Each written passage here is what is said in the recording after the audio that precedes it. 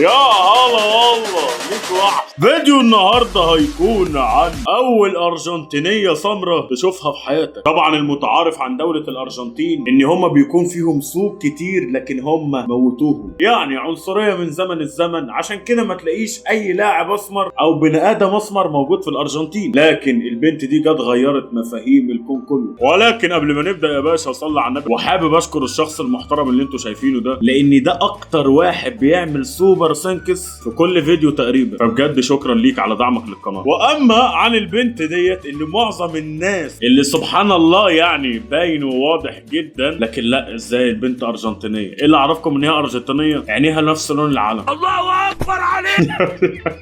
لكن تخش على الكومنتات تشوف الناس عمرها ما تتعلم ابدا، مستحيل تكون حقيقيه لانها مثاليه زياده عن اللزوم يا حبيبي، وتفاعلاتها ناريه بالفعل. يعني فيديو زي دوت بسيط كده 32 مليون مشاهده، يوعدنا يا رب بمليون واحده. حتى التفاعلات يعني 6 مليون و600 لايك.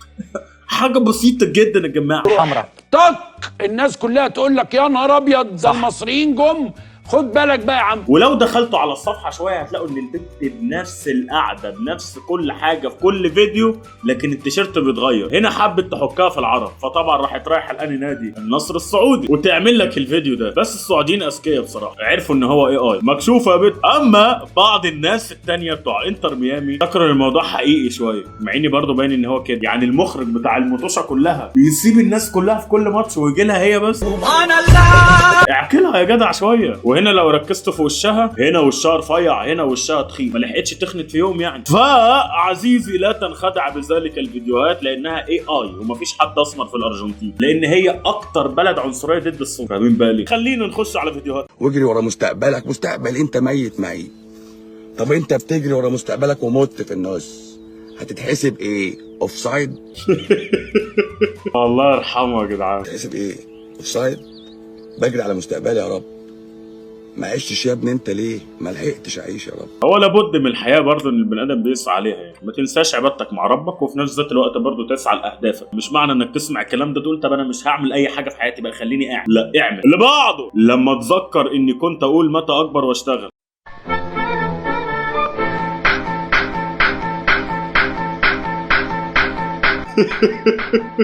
لا حد عاجبه يبقى كبير ولا حد عاجبه يبقى صغير. دوت زي معظم البنات اللي تيجي تقول لك ايه، انا عايز اشتغل، انا حلمي اشتغل، ويطلع عينك وفي الاخر هتضربي نفسك زي توم كده، بس انت هتبقي بصله بقى عشان انت هتدمعي. ايه تقول الدم ده والرخامه دي يا اخي؟ يا ساتر، خفيف دمه كده. اللي بعده، اصحابي اللي اتجوز واللي خطب، انا لسه في المرحله دي.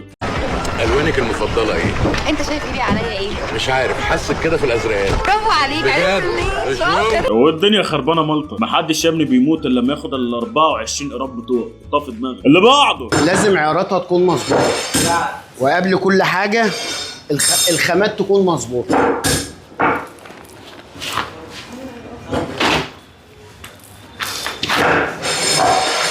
جماعه الناس اللي عامله لي فيها فافي ديرجن في الكومنتات، ايه القرف ده اللي مش عارفه ايه ده بيعملها بايده؟ هو انت امك لما بتقف في البيت يا حلت امك بتعمل لك الاكل بايه؟ بجلافز؟ ما بتعمله بايديها وبتطفح وتلغ. الراجل اللي تحت بيتكم بتاع السندوتشات الهوهو بتبقى ايه يا حبيبي؟ تبقى بجلافز؟ ما الراجل نضيف، طالما نضيف والمكان نضيف ما فيهوش حاجه، خلاص في ايه؟ النبي عرب اوفر ان اوفر بصراحه. اللي بعده، يا دي المرقعه اللي انت فيها دي. معرفش بجد الرجاله دي بتتجوز يعني بجد؟ هل ليهم واحده بتحبهم وكده؟ يعني ايه الحلقه ده؟ هيتنافسوا على مين الاكثر جمالا ولا مين اللي ياخد حلقان التاني؟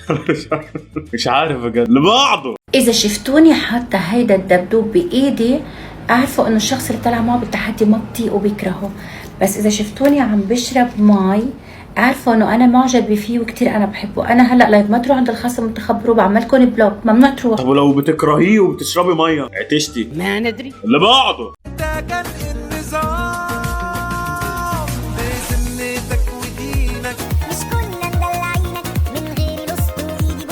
ده فيديو كفيل لكل الشاب، لما تسيب حد ما تجيش ترجع له تاني. ليه؟ بص بتعمل بيك فيديوهات اهو، انت ممكن بقى تكون بتتصل ومنهار وطلعان عينك وهي ماسكه التليفون بتكنسل وبتعمل عليه تيك توك او بتبقى في وسط اصحابها. دموعك محدش يشوفها غيرك، ولا تظهر ضعفك لاي بني ادم خلقه ربنا. تمام. اللي بعد، شايفين الكمونه دي يا جدعان؟ دي بنتي المستقبليه وتطلع شبه امها كده، ومش هجوزها لحد. انا مش هجوز بنات لحد، خليهم مخللين عندي. اللي بعده فهماك اكيد.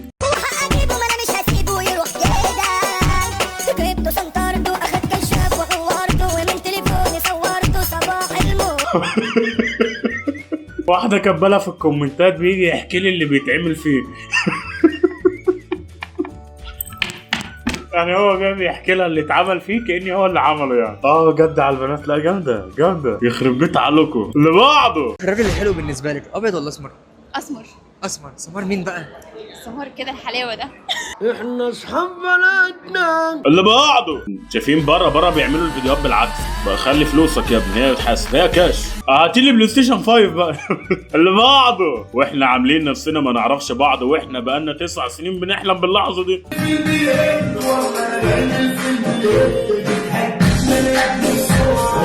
هنا يا جدعان الناس اللي بتقوم الدنيا المفروض ما يديكيش الورد وهو بص الناحيه الثانيه. بطلوا انتوا تطلعوا منها، ناس شعله وبنت 60 كلب. اللي بعده، ممكن تاخد فيلا بسيطه يعني بحمام سباحه، تدفع لك 800,000 جنيه في 5-6 ايام.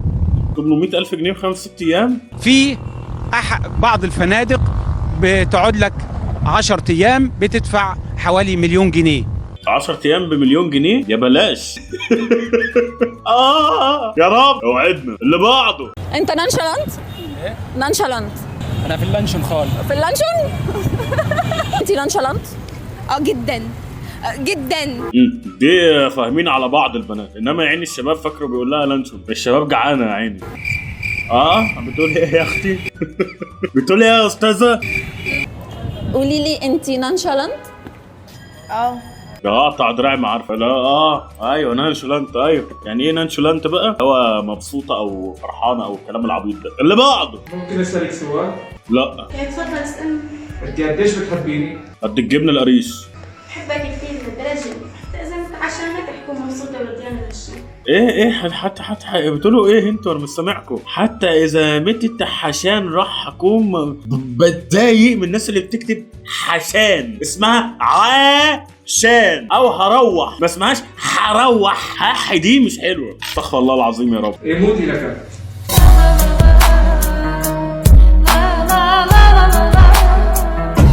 بس الابيض عينيا ما تعيطش يا نور عينيا. انت كنت كل مناعي. بس الابيض الدمعه تنزل من صغري. يعني من صغري وانا. شايفين يا جدعان؟ هي قالت له ايه؟ انا هكون مبسوطه حتى لو مت. فور بقى عشان شويو وشويو قوي راح مسك السكينه ولا موتي لك. لا تتركيني، بدي اشي احكي لك اياه. شو عملت يا مفتري؟ انت واحد اناني ما بتفكر الا بنفسك ابنه. شو عملت يا اناني يا عديم الشرع؟ شو لكان قتلت اللبنيه؟ شو هاد يا امعي؟ ما بدي ولا كلمه ولا اشي. روح يلا قضي حاجاتك وتعالى قليل الحياه. اللي بعده،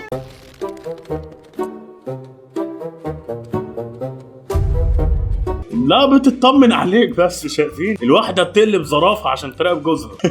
يا جدعان والله الود ودهم نعرف دي لو خاصية يعملوها في الحقيقة. اللي بعده، ده واحد بيغرق يا جدعان. ده واحد بقى من فريق الانقاذ بيعمل تيك توك قبل ما يروح للغريق. يعني يكون الغريق شبع ومات وقلع النضارة لسه يكون خلاص يعني طلع في الروح، ولسه بص بيجرب المايه يعني قبل ما يروح. على فكرة أنا طول عمري كنت لوحدي. أبويا كان عمدة في البلد وبعتني هنا واشترى البيت اللي احنا قاعدين فيه. دي أقل حاجة يعملها الغريب. اللي بعده، اتكلم على ليلى برضه في حاجة غريبة جدا. قلت لها الواحد ساعات بيلاقي نفسه، أنا وأصحابي الولاد، أنت بتبص على البنت الحلوة أو بتحاول يا جماعة الناس اللي عمالة تسخن عشان توحي لطلاق الاتنين، أنا معرفش انتوا إيه بجد. يعني انتوا مصنوعين من إيه؟ يعني ربكم سبحانه وتعالى بيقول لكل خيرا أو تصمت إلا خراب البيوت تساعد فيه أبدا. لما هي تشوف ده ممكن تتأثر بيه فتروح طالبة الطلاق. أنت هترتاح؟ أنت هترتاحي؟ الإجابة لا. طب سيبوا الناس في حالها بقى ولا إيه؟ اللي بعده، الشوطين الأونطة اللي بيعملهم الحلاق وقت الحساب.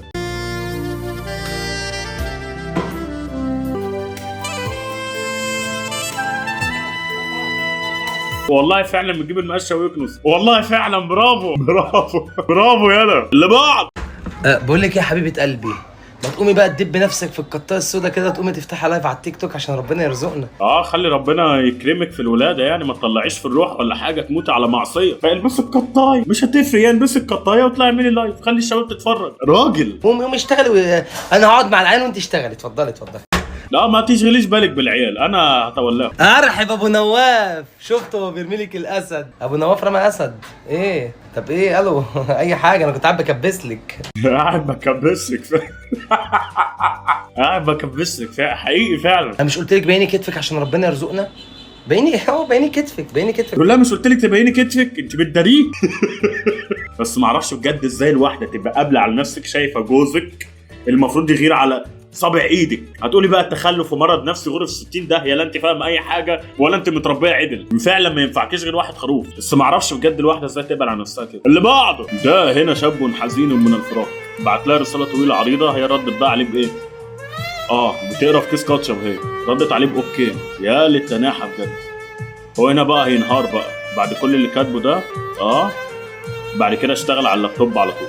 طب انا بشتغل على اللابتوب ما طلعش فلوس كده ليه؟ اتغير بقى حياته وبدلت الاحوال بقى، هو بقى رجل اعمال من اللابتوب، وسبحان الله في نفس القعده يعني، او غير الطم بس.